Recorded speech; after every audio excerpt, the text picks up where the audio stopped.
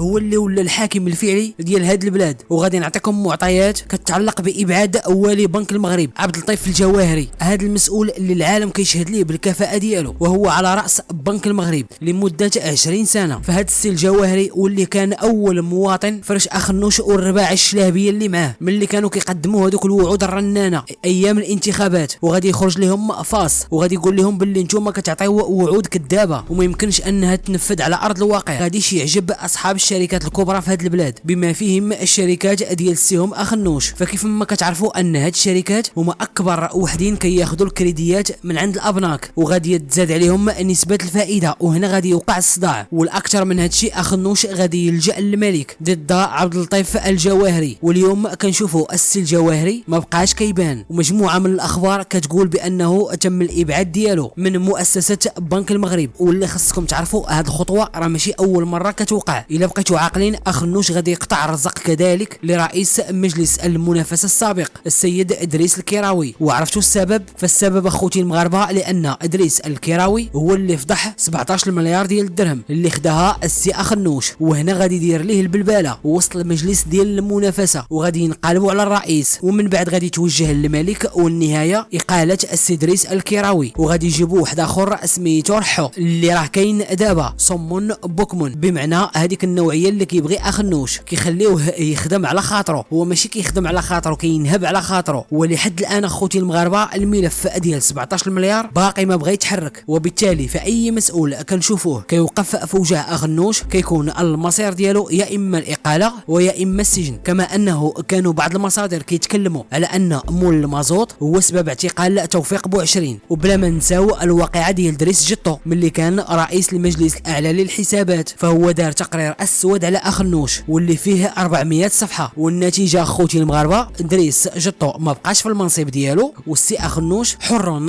طليق، بالعكس هو ولا رئيس حكومه البلاد. ومتبعين البرلمان شنو واقع فيه. سمعتوا كيفاش عزيز اخنوش رئيس الحكومه رجع مؤخرا كيتهرب من الاسئله في البرلمان، وليتي كتعرف الدريب.